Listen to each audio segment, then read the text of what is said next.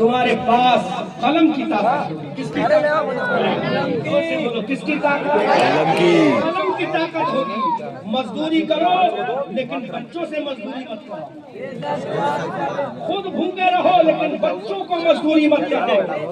ارے اتنا تو کما لو گے دن میں کہ 2 وقت کی روٹی میسر ہو جائے.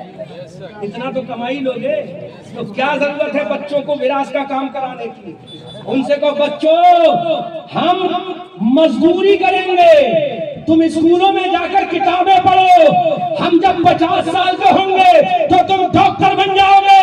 پھر دنیا کو بتاؤ گے کہ میں جو ڈاکٹر بنا ہوں حرام کے پیسے سے نہیں بنا, اپنے غریب باپ کی حلال کمائی سے بنا. دنیا تمہیں حرام کی ضرورت ہے. پھر تمہیں دنیا سلام کری اس کا بیٹا ڈاکٹر ہے. پھر نہیں دیکھے کہ یہ کون ہے, دنیا کہے اس کا بیٹا ڈاکٹر. تو پہلا ہتھیار کیا ہے؟ کیا ہے پہلا ہتھیار؟ تعلیم. عمران بھائی ہاتھ اٹھاؤ, بچوں کو پڑھاؤ گے کہ نہیں پڑھاؤ گے؟ ہاتھ اٹھاؤ, بچوں کو پڑھاؤ گے کہ نہیں پڑھاؤ گے؟ پہلا ہتھیار تعلیم ہے. پہلا ہتھیار ڈی ایم بن جائے گا تمہارے بچوں میں. ڈی ایم کہے گا میرے برابر کا ہو گیا. اب فرضی مقدمہ نہیں ٹھکے گا. لیکن فرضی مقدمہ جب تمہارا بیٹا خود ڈاکٹر ہوگا تو فرضی مقدمہ کون ٹھوکے گا؟ جب تمہارا بیٹا IAS PCS ہوگا تو فرضی مقدمہ کون ٹھوکے گا؟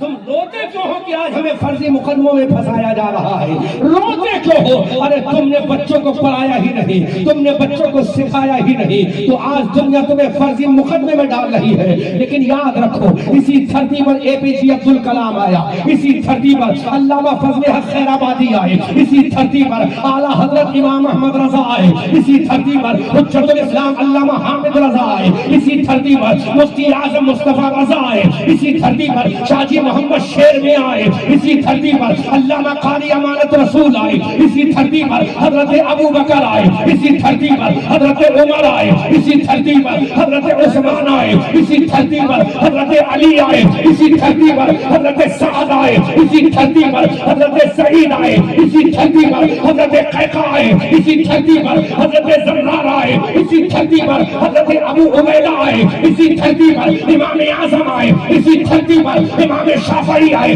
اسی دھرتی پر امام مالک آئے, اسی دھرتی پر سری سمجھی آئے, اسی دھرتی پر جنید بغدادی آئے, اسی دھرتی پر معروف کرخی آئے, اور اسی دھرتی پر ہم سب کا پیر غوث اعظم